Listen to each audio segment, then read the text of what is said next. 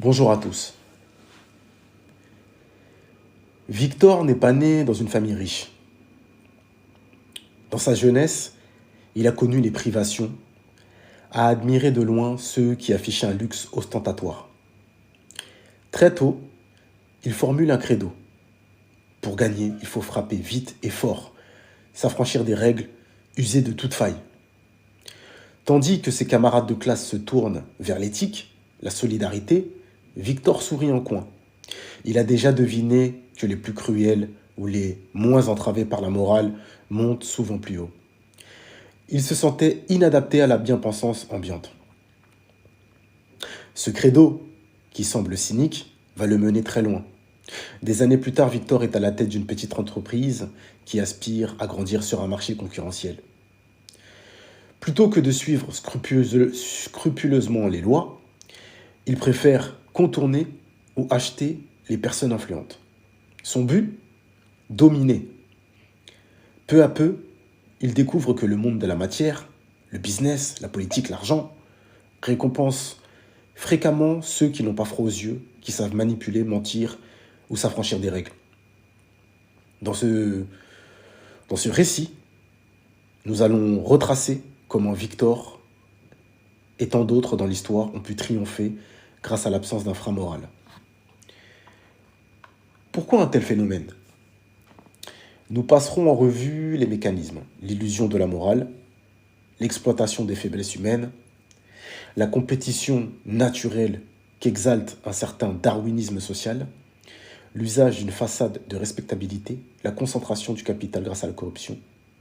Nous verrons comment le méchant, au sens large, se retrouve souvent en position de force. Et enfin, nous conclurons sur un appel à la lucidité, prendre acte de cette réalité pour ne plus être naïf. Aux yeux de Victor, la morale, c'est un ensemble de codes culturels et religieux que la société impose pour encadrer la brutalité naturelle. Machiavel, dans Le Prince, expliquait déjà que la moralité peut être un frein pour celui qui veut asseoir son pouvoir. Le méchant est celui qui s'en affranchit. Il manipule, il trompe, il trahit, sans s'embrasser de la culpabilité. Dans un univers compétitif, cette liberté d'action est un atout formidable. Si la morale, le respect des règles, la compassion, est une fiction qui vise la paix collective, alors celui qui en sort exploite un terrain quasi vierge. Il ose tout ce que les autres n'osent pas. Victor, par exemple, n'hésite pas à corrompre un fonctionnaire, y voyant juste un investissement rentable. Ses rivaux, plus scrupuleux, ne franchiront pas cette ligne. Or, dans l'arène économique, celui qui va plus loin rafle la mise. Machiavel écrivait, au début du XVIe siècle, qu'un prince doit apprendre à pouvoir ne pas être bon. Autrement dit, l'efficacité prime sur la bonté. Victor adopte cette perspective. Dans le monde matériel, le plus fort ou le plus rusé l'emporte. Point final. La morale n'est qu'une illusion que la masse s'impose pour se rassurer. Les grands conquérants, les dictateurs impitoyables, ont souvent su ignorer ces contraintes morales au profit d'actions directes, conquête, oppression, manipulation. Quelques exemples historiques. Staline, d'une cruauté extrême, a consolidé son pouvoir en URSS en éliminant toute opposition, sous le prétexte de l'idéologie. Hitler, quant à lui, a usé de la propagande et d'une absence totale d'empathie pour atteindre ses objectifs initialement. Même si leurs régimes se sont effondrés à plus ou moins long terme, ils ont démontré au moins temporairement la capacité du méchant à triompher dans un environnement où la fin justifie les moyens. Au moment de créer son entreprise, Victor se retrouve face à un dilemme. Démarcher des partenariats de manière honnête ou graisser la patte d'un décisionnaire pour décrocher un énorme contrat. Sans hésiter, il verse une somme conséquente à un intermédiaire influent. Ses concurrents, qui refusent de tomber dans la corruption, peinent à accéder à ces marchés. Victor n'éprouve aucune culpabilité. Pour lui, c'est la loi de la jungle et il a gagné. Peu après, pour accroître son réseau, Victor identifie les failles psychologiques de ses interlocuteurs. Certains sont cupides, il leur promet une part du gâteau s'ils le soutiennent. D'autres sont vaniteux, il les flatte. D'autres ont peur de perdre leur place, il les rassure donc ou les intimide subtilement. Cette palette de manipulation lui ouvre des portes. Les gentils, eux, s'interdisent de recourir à ces stratagèmes, car ils y voient une atteinte à l'éthique. Ils tentent une compétition loyale, s'appuyant sur la qualité de leurs produits ou de leurs discours. Mais, confrontés à un Victor qui n'a aucun scrupule, ils partent avec un handicap. Ils ne peuvent user de la ruse ou de la menace. Autre exemple historique. Pour ancrer cela, citons John D. Rockefeller, devenu un magnat du pétrole au XIXe siècle. Selon nombre d'historiens, il a mis en place des techniques monopolistiques agressives, baisse de prix pour écraser la concurrence, accords secrets avec les transporteurs pour saboter les rivaux. Cette approche, qu'on peut qualifier de sans scrupule, lui permet de concentrer une immense richesse et de dominer le marché pétrolier américain. Par la suite, il créa des fondations philanthropiques, construisant une image de bienfaiteur. La famille restait scrupuleuse? Non. La conquête initiale s'était faite en écrasant les plus faibles. En quelques années, Victor accroît son capital. Il réinvestit agressivement, achète des concurrents en difficulté, parfois sous la table. Il s'entoure de fidèles qu'il rémunère grassement tant qu'il l'aide à avancer. Ses rivaux, plus clean, peinent à suivre. Il semble que plus on ose franchir les limites, plus on obtient des avantages exponentiels. Au plan macroéconomique, on parle souvent de l'enrichissement fulgurant de ceux qui maximisent leurs profits en se souciant peu des conséquences humaines ou environnementales. Victor constate un phénomène cynique. La population n'ose pas se révolter tant qu'il distille un minimum de retombées positives. Parfois, emploi, sous-traitance locale. Ce trickle-down partiel maintient un climat d'acceptation. Les gens se disent « il est dur, mais au moins il fait vivre le coin ». Au bout de quelques années, Victor est déjà très riche. Pour laver son image, il sponsorise des actions caritatives, finance un hôpital, soutient des événements sportifs, fait des photos en train de serrer des mains. Les médias locaux le couvrent d'éloges. Un entrepreneur qui redynamise notre région, c'est bien. Les critiques, qui se rappellent de ses magouilles, sont discrédités. Ce sont des jaloux. De nombreux hommes puissants ont fait cela.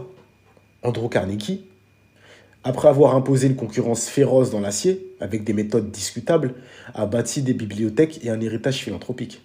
Aujourd'hui, on retient parfois plus le philanthrope que l'homme d'affaires impitoyable. Ainsi, la façade de respectabilité efface les soupçons aux yeux du grand public. Un autre exemple, mais fictif, tel milliardaire moderne, réputé pour des pratiques de travail controversées, bas salaire, exploitation de main-d'œuvre dans des pays à législation souple, verse simultanément des dons à des causes écologiques, se proclamant sauveur de la planète. Les médias adorent ce narratif, et le public, avide de héros, prend le philanthrope au mot. On voit bien que le méchant sait parfaitement manipuler la communication pour s'acheter une bonne conscience collective. La société occidentale, mais aussi mondiale, célèbre la réussite matérielle. On admire le millionnaire, le dirigeant, même si on ne s'interroge pas trop sur ses méthodes. On tend à confondre la valeur d'une personne avec sa fortune. Victor profite de cette glorification. Tant qu'il exhibe, des succès chiffrés, les foules l'applaudissent, ou du moins l'envient. On valorise la performance, pas la probité. Il exploite à merveille cette culture du gagnant, où les vainqueurs sont peu questionnés sur leurs moyens. Chez les animaux, la loi du plus fort ou du plus rusé prime. Le lion dominant évince les autres. Transposée à l'humain, cette lutte pour la survie et la dominance, souvent associée au concept de darwinisme social, promeut le triomphe des plus agressifs. Sans inframoral, loi, régulation, conscience, le prédateur se dresse au sommet. Victor le comprend parfaitement. Soit tu dévores, soit tu es dévoré, se dit-il. Il conquiert, écrase, corrompt, peu importe. Dans l'histoire, on voit émerger des dictateurs qui, par leur main de fer, suscitent la fascination d'une partie de la population, lassée du chaos ou de la corruption rampante. Hitler, Mussolini, Franco. Autant d'exemples où la force brute, parfois déguisée en patriotisme, attire un soutien populaire. Il fait régner l'ordre. Il est déterminé, se disent les gens. Au final, la méchanceté, cette impitoyable répression, peut être perçue comme un vecteur de sécurité pour la masse. Dans l'entreprise de Victor, la hiérarchie craint et respecte son autorité. Personne n'ose le contredire. Il impose un ordre interne rigide et les employés préfèrent se soumettre car il leur garantit un salaire et une forme de stabilité. Plus il grandit, plus il attire des gens en quête de protection ou d'opportunités. Bref, son profil dur attire de nouveaux alliés et c'est le mécanisme de la force brute fascinante. À l'échelle mondiale, la dérégulation économique facilite la fraude fiscale, la corruption transnationale. Les entreprises honnêtes paient leurs impôts, respectent les normes écologiques, etc. Les multinationales plus cyniques, prêtes à monter des circuits offshore, agresser des fonctionnaires, obtiennent un avantage exponentiel. C'est ce que Victor fait. Il ouvre des filiales dans des paradis fiscaux, il truque ses comptes et achète des marchés. Au passage, il double tous les rivaux éthiques. Arrivé à un certain niveau, Victor noue des relations avec des politiciens, finance leurs campagnes. En échange, il ferme les yeux sur ces pratiques ou vote des lois favorables. Il contrôle peu à peu quelques médias, réoriente l'opinion à son avantage. Les régulations contre la pollution, la concurrence déloyale, étrangement, elles peinent à passer. Il forme un lobby puissant. Dans l'histoire, on a vu des barons de presse tels que William Randolph Hearst manipuler la communication pour servir leurs intérêts ou des industries, comme le tabac ou le pétrole. Financer des études complaisantes pour nier l'impact négatif de leurs produits. Tout cela, c'est la stratégie du méchant qui assure l'impunité. Désormais, Victor il est intouchable. Il a placé ses hommes dans diverses institutions, sponsorise un parti politique, finance une association de bienfaisance qui redore son image. Ses rivaux gentils n'ont aucune chance de renverser la donne. La loi est de son côté, ou plutôt, c'est lui qui l'écrit en coulisses. Il est devenu un oligarque local ou global, protégé par un réseau d'influence. Le cynique adage. Dans le monde de la matière, c'est le méchant qui gagne, se vérifie sous nos yeux. Au fil de ce récit, on voit comment Victor, parti de rien, a gravi les échelons grâce à un double cynisme. Il ne s'embrasse pas de morale ni de scrupules, utilise tous les leviers possibles, corruption, chantage, manipulation, pour prendre l'avantage. Il sait masquer ses actes derrière un vernis d'altruisme ou de succès légitime. Il devient philanthrope, achète les faveurs médiatiques et la population en quête de leader se laisse convaincre. Pendant ce temps, ceux qui ont respecté les règles ou porté la morale en étendard peinent à rivaliser, se heurtent à la corruption qu'ils n'utilisent pas, subissent la pression de systèmes qui favorisent la loi du plus fort. Loin de nous l'idée d'applaudir ce constat, mais il est crucial de le comprendre. Trop souvent, les gentils s'étonnent de voir des figures douteuses triompher en politique, en affaires, ou même dans le show business. Pourtant, comme le suggère Machiavel ou l'observe le darwinisme social, l'absence de moralité confère une plus grande liberté d'action, et la fascination pour la force conduit la masse à suivre ceux qui osent tout. De plus, la façade de la respectabilité, la pseudo-philanthropie, la propagande achève de légitimer ses dominants.